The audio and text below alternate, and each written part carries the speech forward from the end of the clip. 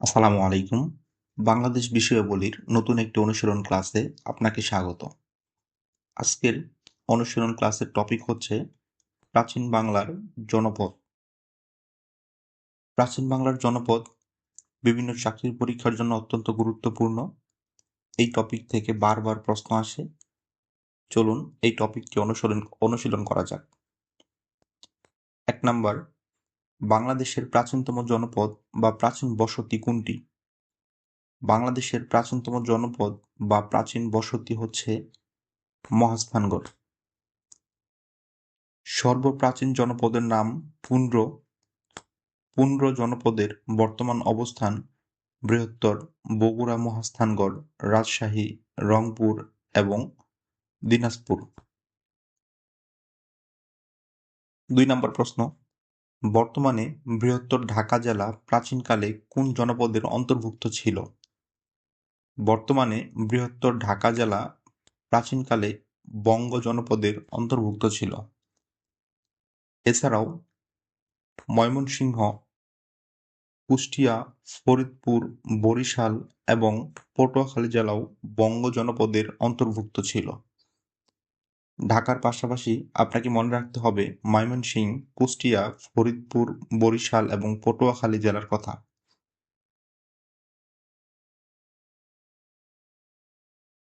৩ নম্বর প্রশ্ন, প্রাচীন রাঢ় জনপদ অবস্থিত কোথায়? প্রাচীন রাঢ় জনপদ অবস্থিত পশ্চিম বাংলার দক্ষিণাংশে অর্থাৎ বর্ধমান জেলাতে। ৪ নম্বর প্রশ্ন, বর্তমানে চাঁপাইনবাবগঞ্জ প্রাচীনকালে কোন জনপদের অন্তর্ভুক্ত ছিল? বর্তমানে চাঁপাইনবাবগঞ্জ প্রাচীনকালে গৌড় জনপদের অন্তর্ভুক্ত ছিল।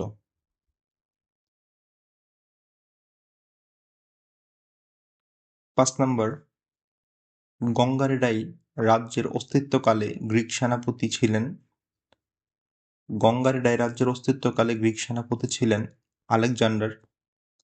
গঙ্গারেডাই রাজ্য সম্পর্কে আপনাকে আরও জানতে হবে।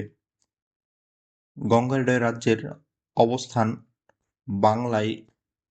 গঙ্গারেডাই রাজ্যের অস্তিত্বকাল ছিল খ্রিস্টপূর্ব ৪র্থ শতকে। গঙ্গারেডাই রাজ্য সম্পর্কে জানা যায় গ্রিক লেখকদের বিবরণীতে। ৬ নম্বর, প্রাচীনকালে সমতট জনপদ বলতে কোন অঞ্চলকে বোঝানো হতো? সমতট বলতে কুমিল্লা ও নোয়াখালী অঞ্চলকে বোঝানো হতো। এছাড়াও কুমিল্লার ময়নামতি ও শালবন বিহার সমতট জনপদের অন্তর্ভুক্ত।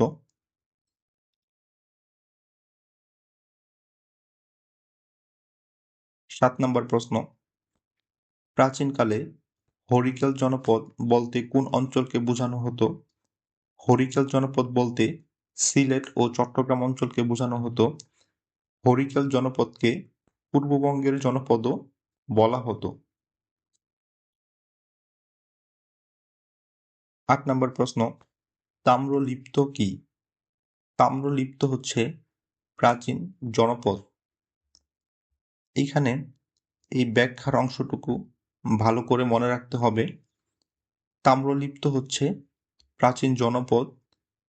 এই তাম্রলিপ্ত জনপদটি হরিকেল জনপদের দক্ষিণে অবস্থিত।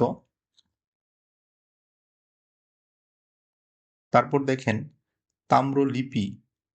তাম্রলিপি হচ্ছে তামার পাতের উপর লেখা ইতিহাস। তাম্রলিপ্তি তাম্রলিপ্তি হচ্ছে প্রাচীনতম বন্দরের নাম। তাম্রশাসন তাম্রশাসন অর্থ হলো প্রাচীনকালে তামার পাতের উপর খোদাই করে যে শাসনাদেশ জারি করা হতো তাকে বলা হয় তাম্রশাসন। এইখানে তাম্রলিপ্ত, তাম্রলিপি, তাম্রলিপ্তি, তাম্রশাসন এই শব্দগুলো খুব কাছাকাছি, তাই এইগুলো ভালো করে আয়ত্ত না করলে পরীক্ষায় আপনার ভুল হতে পারে। ৯ নম্বর প্রশ্ন, প্রাচীন বাংলার ইতিহাসে গঙ্গা ও করতোয়া নদীর মাঝের জনপদকে কি বলা হয়? গঙ্গা ও করতোয়া নদীর মাঝের জনপদকে বলা হয় বরেন্দ্র।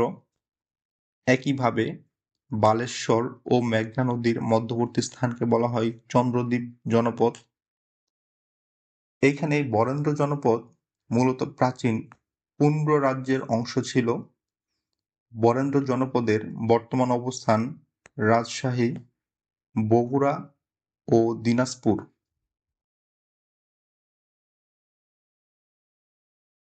আজকের অনুশীলন ক্লাসের সর্বশেষ প্রশ্ন, কোন নদীটি বঙ্গ জনপদের উত্তরাঞ্চলের সীমানা ছিল?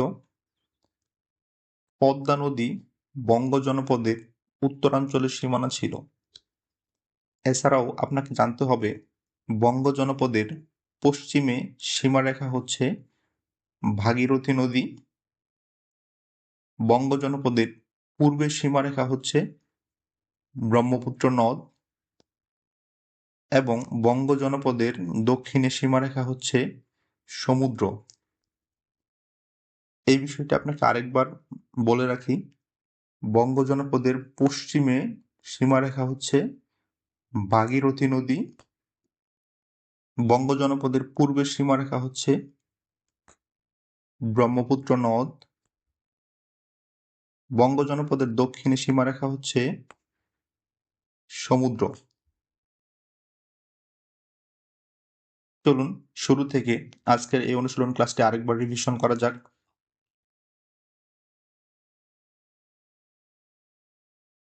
আমরা পড়েছি সবচেয়ে প্রাচীন জনপদের নাম পুন্ড্র।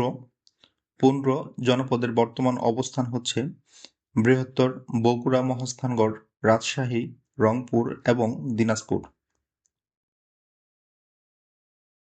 বৃহত্তর ঢাকা জেলা বঙ্গ জনপদের অন্তর্ভুক্ত।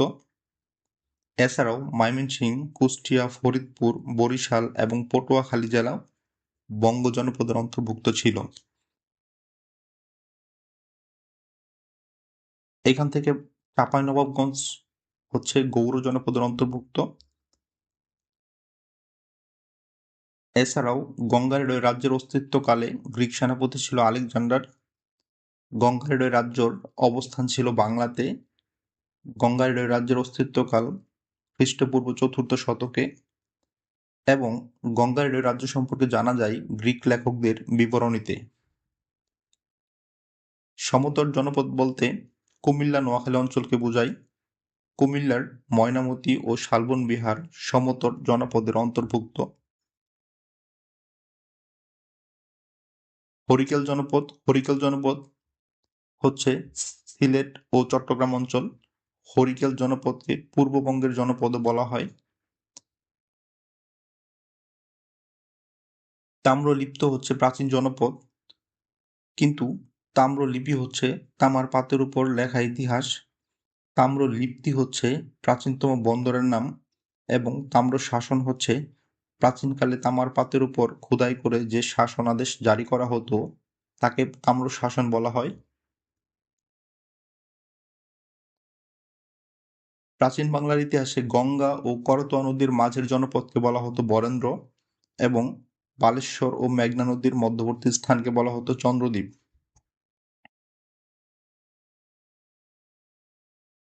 কোন নদীটি বঙ্গ জনপদের উত্তরাঞ্চলের সীমানা ছিল? বঙ্গ জনপদের উত্তরাঞ্চলের সীমানা ছিল পদ্মা নদী। বঙ্গ জনপদের পশ্চিমের সীমারেখা ছিল ভাগীরথী নদী। বঙ্গ জনপদের পূর্বের সীমারেখা ছিল ব্রহ্মপুত্র নদ। বঙ্গ জনপদের দক্ষিণে সীমারেখা ছিল সমুদ্র। আজকের আমাদের অনুশীলন ক্লাসটি এই পর্যন্তই। আপনি যদি আমাদের কোনো অনুশীলন ক্লাস মিস করতে না চান তাহলে এখনই ভিডিওটি লাইক করে চ্যানেলটি সাবস্ক্রাইব করুন। ধন্যবাদ।